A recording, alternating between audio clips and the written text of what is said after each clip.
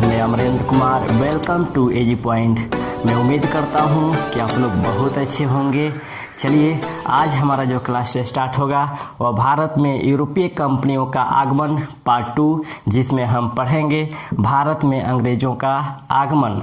हालांकि इसके पहले वाले पार्ट में मैं यूरोपीय कंपनियों के आगमन में भारत में पुर्तगालियों का आगमन और भारत में डचों का आगमन को मैं पढ़ा दिया हूँ, ठीक ना। अगर इस पार्ट को समझना है तो सबसे पहले पार्ट 1 को आप समझेंगे, तभी जाकर अच्छी तरह से भारत में यूरोपीय कंपनियों का आगमन समझ में आएगा। तो चलिए स्टार्ट करते हैं भारत में अंग्रेज़ों का आगमन। लेकिन देखिए, इसको मैं एकदम सिंपली तरीके से पढ़ा रहा हूँ, है ना। एक एक टॉपिक में आप एक एक सेंटेंस में मेरा एक एक टॉपिक आप लोग का क्वेश्चन मिलेगा, एक एक इम्पॉर्टेंट टॉपिक आपको मिलेगा और सिंपली तरीके से मैं पढ़ा रहा हूँ कि आखिर भारत में अंग्रेज़ों का आगमन का स्वरूप कैसा रहा। लेकिन इसको समझने से पहले, भारत में अंग्रेज़ों के आगमन को समझने से पहले कुछ डेट है, इसको एक बार समझ लीजिए, तब इसके आधार पर हम इसको पढ़ते हैं। देखिएगा, भारत में अंग्रेज़ों के आगमन से पहले इसमें हम जो पहले डेट लिख दे रहे हैं इसको समझ लीजिएगा। 1599, उसके बाद 1600, उसके बाद 1608, 1615, 1632, 1639, 1661, 1668, 1688, उसके बाद आपको 1690, 1717, ये सभी वर्ष हैं। इन वर्षों को ध्यान में रखेंगे तब हम स्टार्ट करते हैं आपको भारत में अंग्रेज़ों का आगमन। ये आपको समझ में आएगा। समझिएगा, भारत में जितने भी यूरोपीय कंपनियां आई उनमें सबसे अधिक अगर सफल रहा तो आपको अंग्रेज़ों का आगमन सफल रहा, क्योंकि भारत में जो अंग्रेज़ सफल हुए इसके पहले इन समस्त यूरोपीय कंपनियों में जो अंग्रेज़ थे, इनका भारत के साथ साथ जितने भी एशियाई देश थे उनके व्यापार स्वरूप को समझना और साथ ही इनके व्यापार के एकाधिकार में इनके राजनीतिक शक्तियों का, सैनिक शक्तियों का सहारा लेना था, है ना। फिर समझिएगा, भारत में जितने भी यूरोपीय कंपनी आई उसमें अंग्रेज सबसे अधिक सफल थे और सफल होने का मुख्य कारण था भारत के साथ साथ समूचे जो एशियाई क्षेत्र थे उनके व्यापार स्वरूप को समझना और साथ ही वहाँ पे व्यापार के एक अधिकार को स्थापित करने के लिए राजनीतिक सैनिक शक्तियों का सहारा लेना था और इसी आधार पर ये भारत में या संपूर्ण एशियाई क्षेत्रों में अपने व्यापार को स्थापित कर पाए थे। अब हम बात करते हैं कि आखिर भारत में इनका आगमन कैसे हुआ, इनकी स्थापना कैसे हुई। East India company, British east India company की स्थापना से पहले, ये मैं डेट के अनुसार चल रहा हूँ, देखिएगा बहुत सिंपल तरीके से बता रहा हूँ। ब्रिटिश ईस्ट इंडिया कंपनी से स्थापना से पहले 1599 में जॉन मिंडेन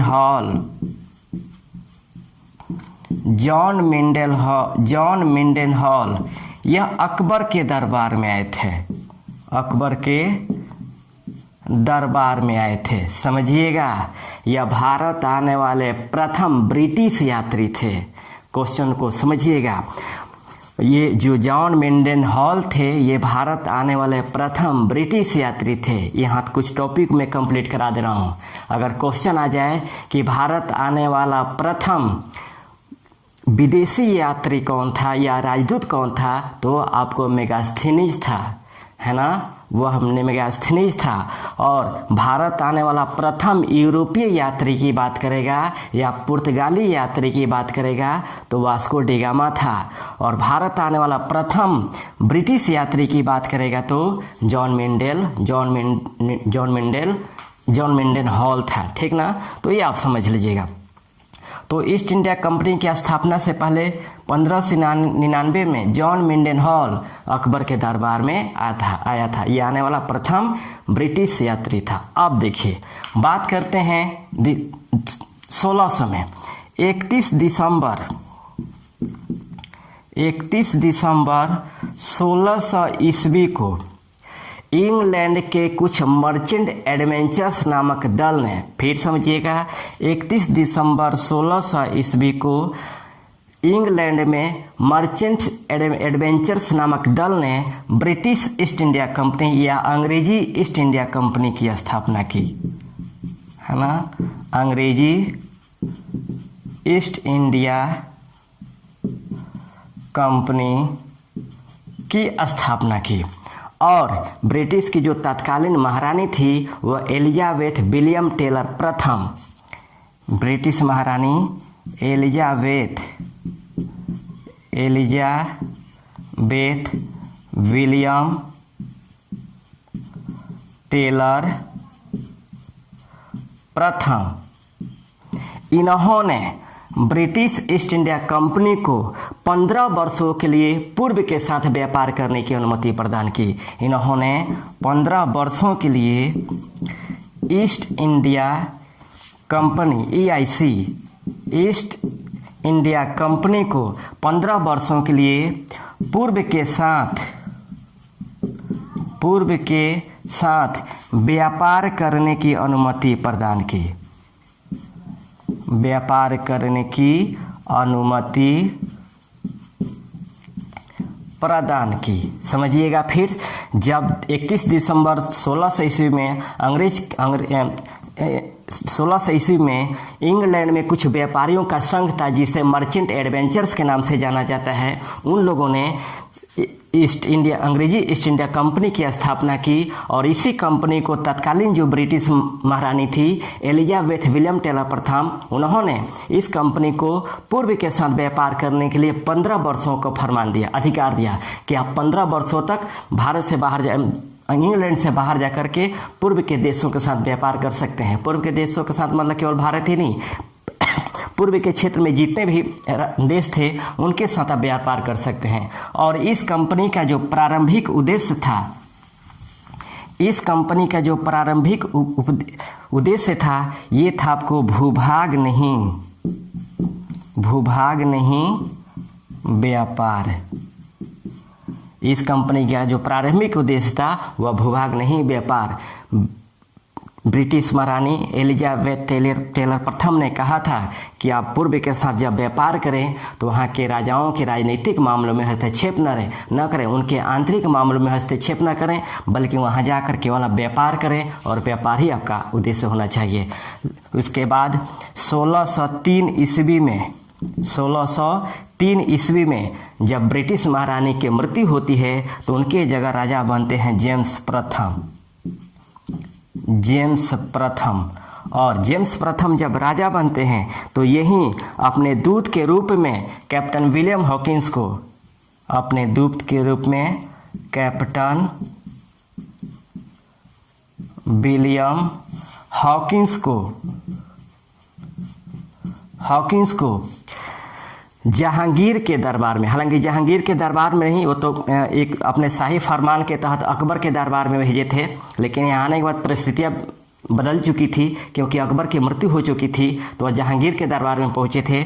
तो जेम्स प्रथम ने कैप्टन विलियम हॉकिंस को 1608 में भारत में भेजा था और कैप्टन विलियम हॉकिंस 1608 में जहांगीर के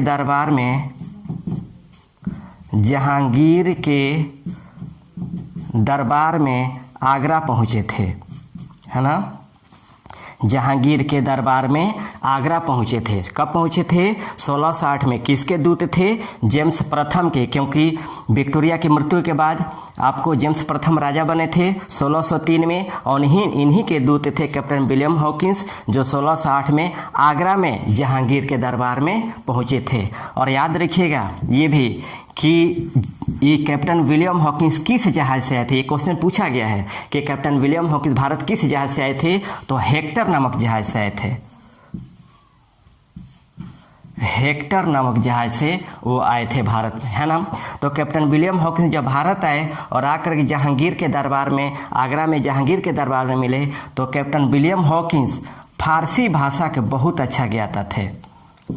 फारसी भाषा के बहुत अच्छा ज्ञाता थे और फारसी भाषा के ज्ञाता होने के कारण आगरा के दरबार में जहांगीर से जो इन्होंने वार्तालाप की थी अपने व्यापारिक फरमान के लिए, वह फारसी भाषा में ही की थी। इसलिए जहांगीर इनसे प्रभावित होकर 1608 में एक शाही फरमान जारी की।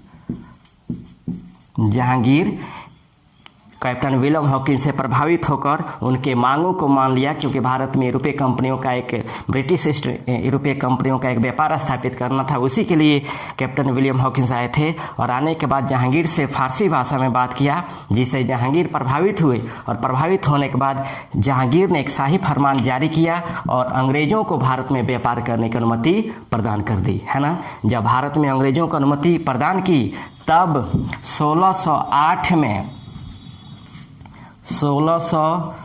में अंग्रेजों ने अपनी पहली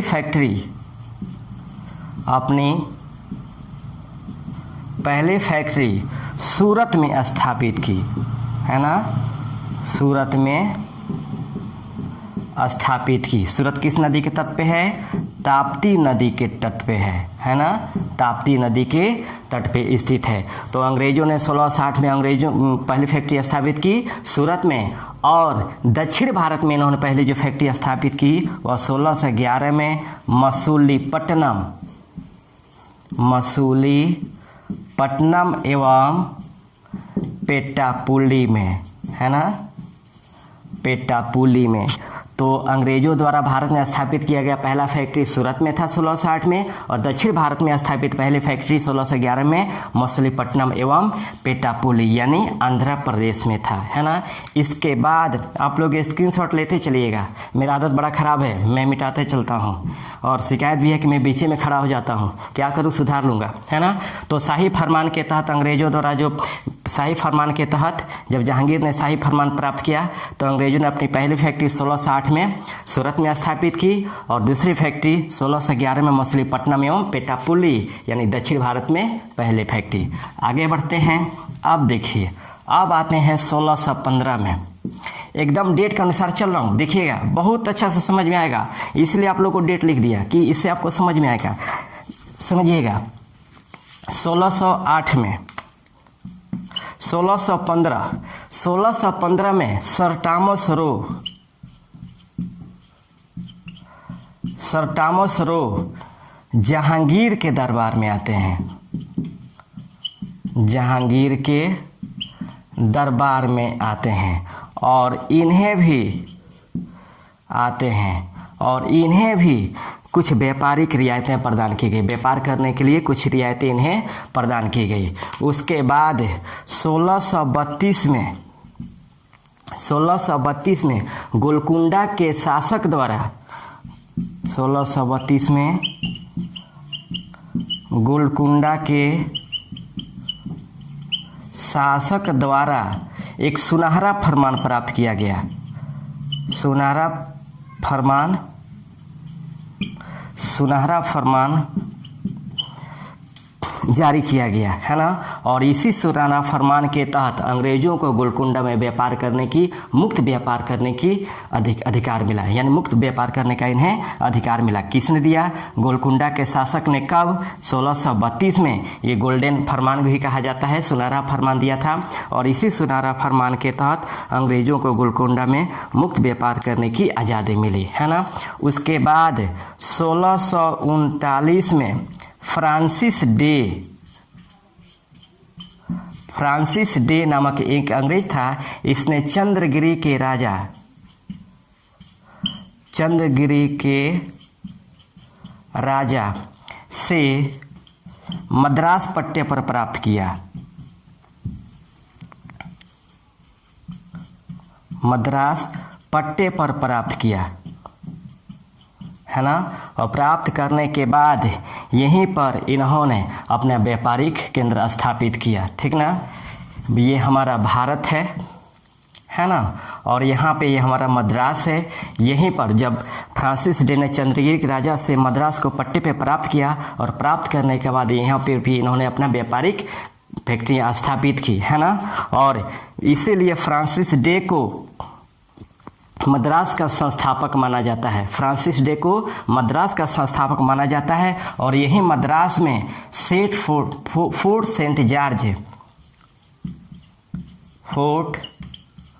सेंट जॉर्ज नामक किले का निर्माण किया गया है ना। फोर्ट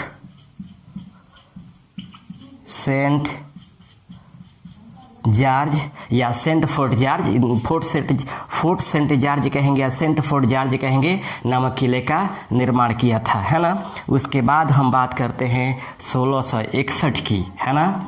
1661 भारतीय इतिहास में यानी भारत में अंग्रेजों के इतिहास में एक नया अध्याय तब जुड़ता है जब 1661 में पुर्तगालियों ने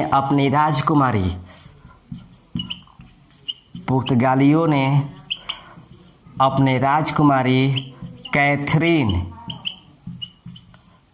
बेग्रांजा का विवाह ब्रिटिश राजकुमार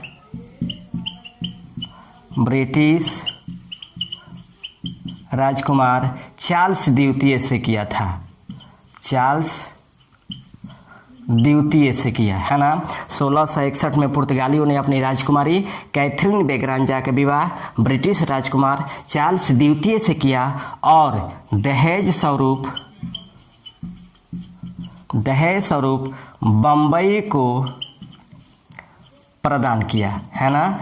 जब पुर्तगालियों ने अपनी राजकुमारी कैथरीन बेग्रांजा का विवाह ब्रिटिश राजकुमार चार्ल्स द्वितीय से किया था तो उस समय बम्बई पर जो अधिकार था वह पुर्तगालियों का था और पुर्तगालियों के अधिकार होने के कारण जब उन्होंने विवाह किया तो दहेज के रूप में बम्बई को प्रदान कर दिया। किन्हें? चार्ल्स द्वितीय को।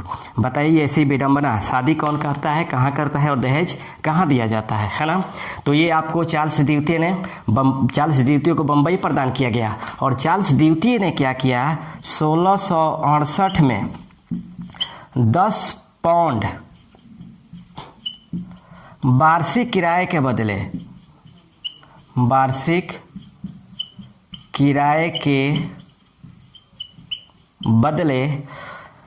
चार्ल्स द्वितीय ने बम्बई को प्रदान कर दिया कंपनी को, है ना। बम्बई प्रदान कर दिया कंपनी को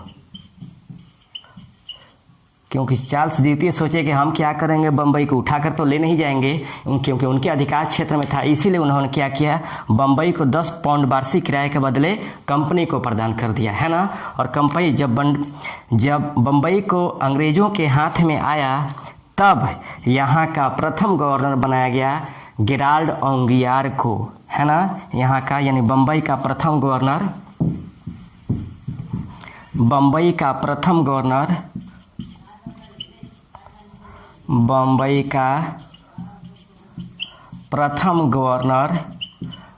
गया गेराल्ड ओंगियार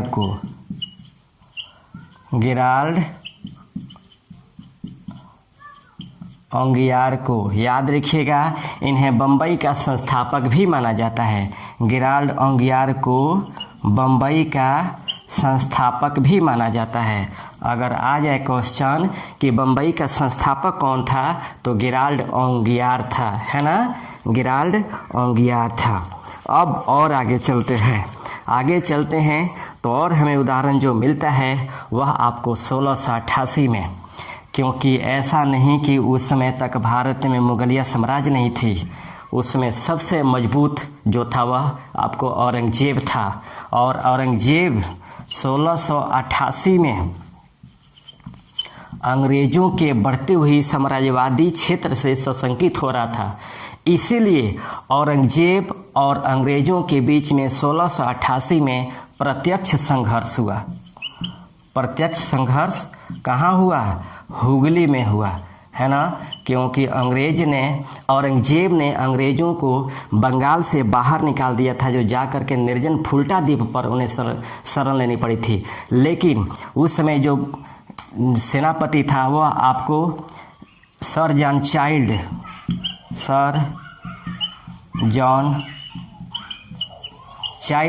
से औरंगजेब का युद्ध हुआ। यह एक प्रत्यक्ष संघर्ष हुआ, कहाँ पर? हुगली में। और इस संघर्ष में औरंगजेब ने सर जॉन चाइल्ड को पराजित कर दिया, है ना। 1688 में औरंगजेब ने सर जॉन चाइल्ड को पराजित किया। पराजित करने के बाद अंग्रेज़ों के तरफ से माफ़ीनामा मांगा गया और इसी माफ़ीनामा के तहत कुछ शर्तों पे पुनः औरंगजेब ने इन्हें व्यापार करने की अनुमति प्रदान कर दी, है ना। जब ये अनुमति प्रदान की तो ये हमेशा जानते थे कि जब तक राजनीतिक मामलों में हस्तक्षेप करके साम्राज्य विस्तार नहीं किया जाएगा तब तक हमारा यहाँ रुकना स्थायी नहीं हो पाएगा। इसीलिए आगे जब औरंगजेब की मृत्यु होती है जब औरंगजेब की मृत्यु होती है तब भारत में 1707 के बाद उत्तर मुगल काल प्रारंभ होता है। और उत्तर मुगल काल के लगभग जितने भी शासक थे, मुगल शासक थे, टोटल अयोग्य शासक थे और कमज़ोर शासक थे। उन्हीं में था एक फर्रुखसियर,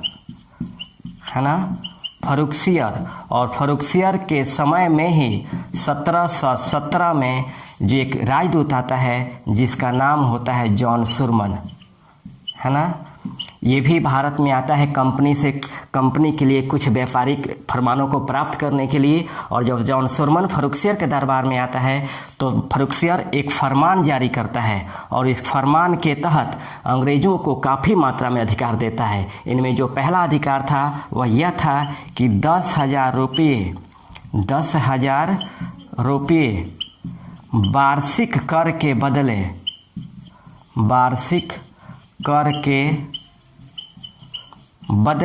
सूरत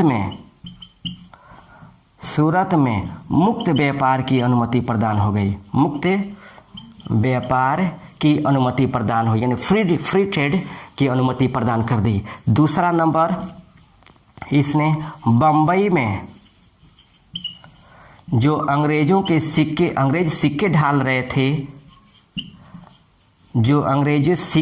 रहे थे, इन सिक्के को संपूर्ण भारत में चलाने की अनुमति प्रदान कर दी, संपूर्ण भारत में प्रचलन की अनुमति प्रदान कर दी। अब देखिएगा फर्रुखसियर ने क्या किया, 10,000 रुपये वार्षिक कर के बदले सूरत में अंग्रेजों को मुक्त व्यापार करने की अनुमति प्रदान कर दी। साथ ही दूसरा नंबर, बम्बई में जो अंग्रेज सिक्के ढाल रहे थे, सिक्के वहाँ चला रहे थे, उन सिक्कों को संपूर्ण भारत में प्रचलन करने की अनुमति प्रदान कर दी। और तीसरा था 3,000 वार्षिक किराए के बदले 3,000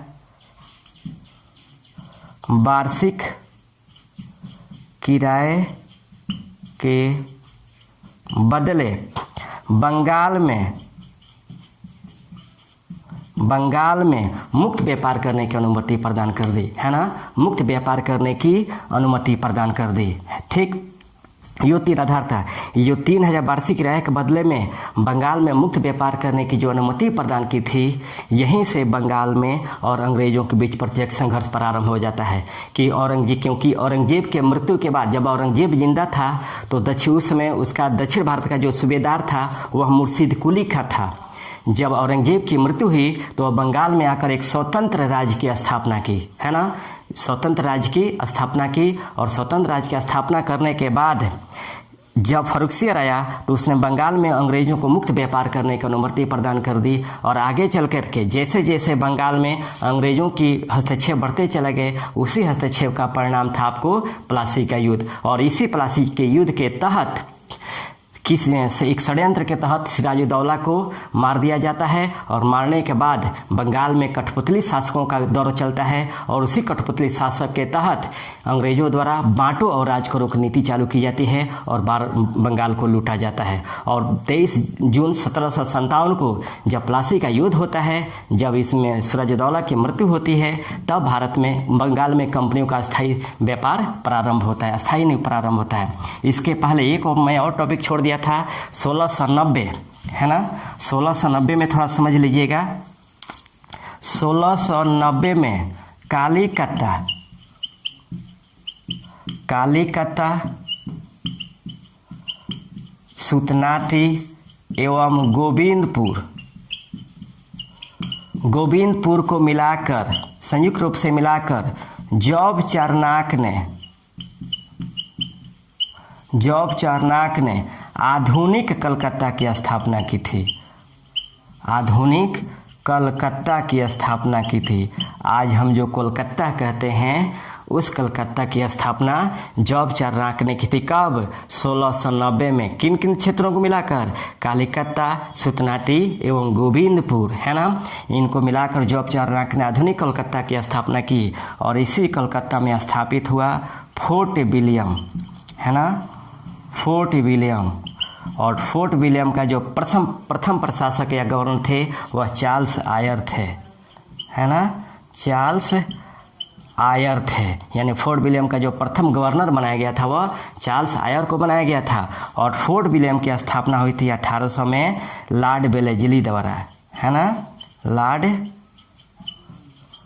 वेलेस्ली द्वारा इसकी स्थापना की गई थी। ठीक, अब देखिए, अब वहीं मैं 17 बताया, 1717 में 1717 के तहत फर्रुखसियर द्वारा जो अंग्रेजों को अधिकार दिया गया था 10,000 रुपये वार्षिक किराए के बदले सूरत में मुक्त व्यापार, उसके बाद बम्बई के सिक्कों को संपूर्ण भारत में प्रचलन करने का अधिकार और 3,000 रुपये वार्षिक के बदले बंगाल में मुक्त व्यापार करने के लिए अंग्रेजों का अधिकार। फर्रुखसियर द्वारा यह अधिकार अंग्रेजों को दिया जाना ब्रिटिश भारत के इतिहास में इसे मैग्ना कार्टा कहा जाता है। इस अधिकार को मैग्ना कार्टा कहा जाता है ना, क्योंकि जितना अधिकार फर्रुखसियर ने अंग्रेजों को दिया था वह एक तरह का मैग्ना कार्टा का अधिकार था के रूप में कहा जाता है। अगर क्वेश्चन आ जाए कि ब्रिटिश भारत के इतिहास में मैग्ना कार्टा का किसे कहा जाता है, किसके अधिकार को कहा जाता है, तो फर्रुखसियर द्वारा दिए गए अधिकारों को, फरमानों को ब्रिटिश भारत के इतिहास का मैग्ना कार्टा के नाम से जाना जाता है। और जब भारत में 1717 में यह फरमान दिया गया तब अंग्रेजों द्वारा बंगाल में अपना मुक्त व्यापार प्रारंभ किया। और इसी मुक्त व्यापार के करते जब वहाँ के बंगाल के नवाब हुए सिराजुद्दौला, हालांकि मुर्शिद कुली खां के बाद अलीवर्दी आए, अलीवर्दी के बाद आपको बहुत से ऐसे इसमें नवाब आए, लेकिन सिराजुद्दौला जो आया उसने अंग्रेजों के हस्तक्षेप को रोकने का प्रयास किया। और इसी हस्तक्षेप को रोकने के प्रयास के क्रम में उसे अपनी जान गंवानी पड़ी थी, क्योंकि उस समय वह षड्यंत्रों के तहत मारा गया था, न कि युद्ध से मारा गया था। और उसके मरने के बाद ही भारत में अंग्रेजों द्वारा, बंगाल में अंग्रेजों द्वारा लूट खसोट की कहानी स्टार्ट होती है और यहीं से फूट डालो और राज करो की नीति प्रारंभ होती है। तो ये हमारा था भारत में अंग्रेजों का आगमन। पार्ट 2 में नेक्स्ट हम पढ़ेंगे आपको फ्रांसीसियों का आगमन और आंग्ल कर्नाटक युद्ध, जो सबसे इम्पोर्टेंट है वो तीसरे पार्ट में पढ़ेंगे। हालांकि इसके बाद कुछ छोटे छोटे और भी यूरोपीय कंपनी हैं, जैसे डेन है ना, डेनों का आगमन समझ ही लेते हैं। डेन के बारे में देखिए, डेन कंपनी की जो स्थापना होती है, डेन कंपनी की जो स्थापना होती है वह 1616 में डेनमार्क में होती है, डेनमार्क में होती है। और भारत में यह 1618 में आते हैं और अपनी पहली फैक्ट्री स्थापित करते हैं श्रीरामपुर यानी पश्चिम बंगाल में, है ना। और भी एक कंपनी स्थापित करते हैं तंजौर में स्थापित करते हैं, लेकिन ये ज़्यादा दिनों तक भारत में नहीं टिक पाते हैं, है ना। मतलब व्यापार इनका नहीं हो पाता है, इनका व्यापार नहीं चल पाता है। और 1845 में अपने संपूर्ण व्यापारिक संपत्तियों को अंग्रेजों के हाथ में बेच देते हैं और बेचने के बाद भारतीय व्यापार से बाहर हो जाते हैं, है ना। फिर समझिएगा, डेन कंपनी की स्थापना 1616 ईस्वी में डेनमार्क में हुई थी। भारत आए थे 1618 में और इन्होंने पहली फैक्ट्री स्थापित की थी श्रीरामपुर यानी पश्चिम बंगाल में, दूसरी फैक्ट्री स्थापित की थी तंजौर में। और लेकिन 1845 में क्योंकि ये सफल यहाँ नहीं हो पाते हैं और नहीं सफल होने के कारण ये अपना संपूर्ण व्यापारिक केंद्र को अंग्रेजों के हाथ बेच देते हैं 1845 में, और बेचने के बाद भारतीय व्यापार से बाहर हो जाते हैं, ठीक ना। तो ये हमारा पार्ट 2 में था। अब हम नेक्स्ट जो हम पढ़ेंगे भारत में फ्रांसीसियों का आगमन और कर्नाटक का युद्ध, जो सबसे इंपॉर्टेंट है। कर्नाटक का युद्ध थोड़ा सा लेंदी लगता है आप लोग को, लेकिन देखिएगा मैं उसको एकदम इतना सिंपल तरीके से आप लोग पढ़ाऊंगा एक कहानी के रूप में कि आप लोग को समझ में आ जाएगा। ओके, तो रहने दे इतना ही, इतना ही रहने देते हैं, इसको आप लोग पढ़िए। तब तक के लिए thank you, best of luck.